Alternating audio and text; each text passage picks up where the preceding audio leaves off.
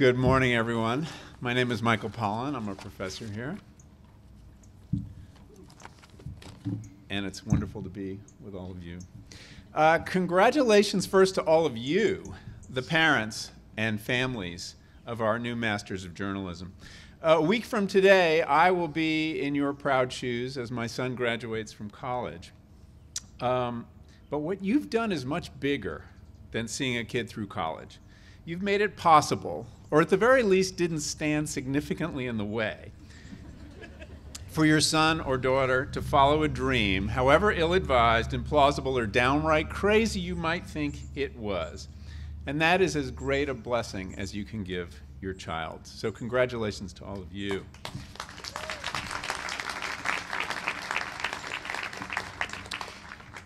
So it's been 12 years now since I first participated in a Northgate commencement here, and the changes since then have been remarkable. Some important things have not changed. Art Douglas is still here somewhere. And I will come back in a moment to all that has endured. But change has been certainly the theme of the last decade, both in the media and in the school, as it has tried to keep up with changes in the media, and as time has done its usual timely thing. So let me start by recognizing a couple momentous changes that have happened this school year. The departure or semi-departure of two of the most gifted journalists and teachers who have ever taught here. I'm thinking of John Else and Cynthia Gorney.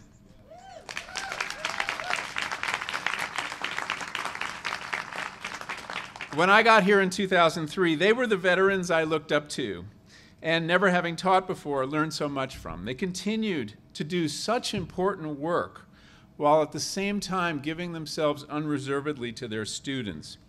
It made them a model to me, not that I ever quite lived up to it. But they were my teachers as well as yours.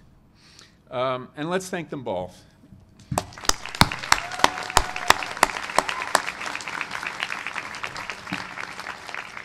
And let's welcome the newest member of our faculty, John Else's successor in the doc program, Orlando Bagwell.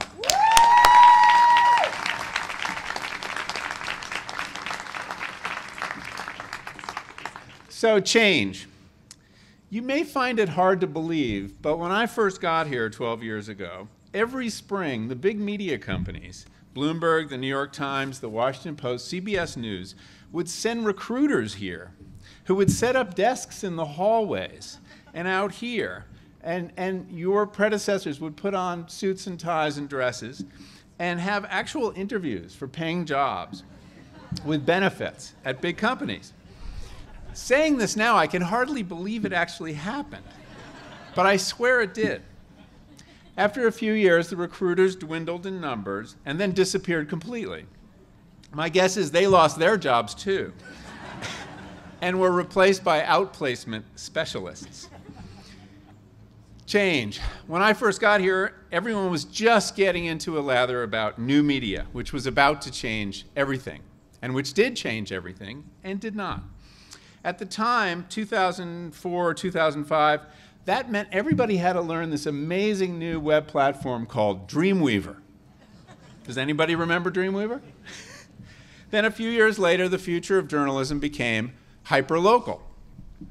And that's where the jobs was, and that's where the jobs were, and we chased that for a while till hyperlocal sort of fizzled out. And for many years, there were a lot of jobs doing multimedia. But when Trish Hall was recently here, the op-ed editor of the New York Times, she told us something interesting. She brought the news that the Times was not hiring so many multimedia reporters anymore. Now what they were looking for were audience engagement specialists, which we don't teach. Thank God we don't teach. So in an era of atrophying attention spans and proliferating distractions, long-form journalism supposedly didn't stand a chance. And there were faculty meetings in those early years where I, as a writer of 8,000-word magazine stories and 100,000-word books, I felt like I'd been cast in the role of the friendly, harmless dinosaur.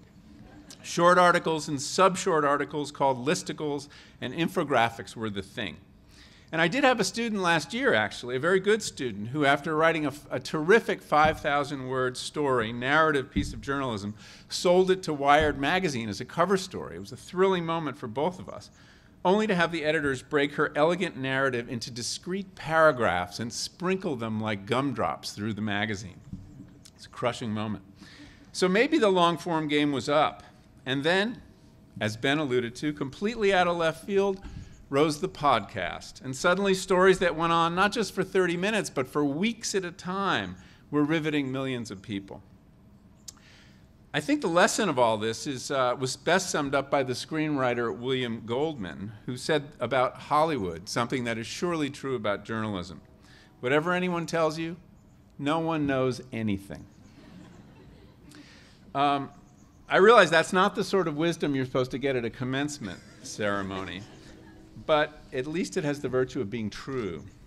So in this shifting landscape of possibilities, what does endure? Well, that's pretty easy. You know the answer. Good stories, and in our case, good stories that happen to be true. This is, of course, exactly what you've been learning for the last 2 years, and this is what will remain with you after the software platforms, cameras, and laptops have joined Dreamweaver on the dust heap of media history. As the showcase of student work over the last couple days has so brilliantly demonstrated, many of you have gotten really, really good at it, no matter what the media, and no doubt you will get better still. Something else has changed at Northgate besides the faculty and the platforms, and that, of course, is you, the students. When I first arrived, many students had come in the hopes of getting a credential that would lead to something we once called a career, a straight and well-marked path, ideally with a single company, through the entire landscape of your professional lives. The number of students then who aspired to be freelancers was small and consisted mostly of some interesting oddballs I had the privilege of working with. Well, 12 years later, you're all oddballs and freelancers. This is true even if you think you have a career at a large media company that appears to be eternal. That big company no longer has any loyalty to you, and while you should certainly affect loyalty to it while you're working there or to your boss, don't expect it to ever be reciprocated. You're really on your own, and so should always keep your eye on the next thing, the next opportunity, which may or may not align with your goals. The path is going to be wonderfully crooked, and it will be dictated not so much by your well-wrought plans, but by the gods of serendipity.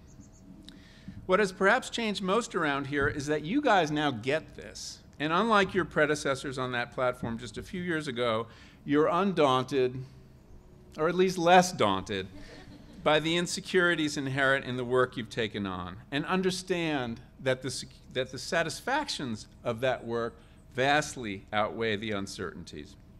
I'm talking about the satisfactions of getting paid, maybe not a lot, but something, to follow the path of your curiosity, to learn new stuff every day, to tell stories that thousands, and if you tell it well, millions of people will read or watch.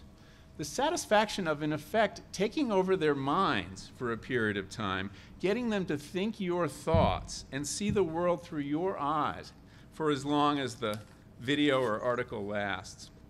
It is a privilege to do what we get to do.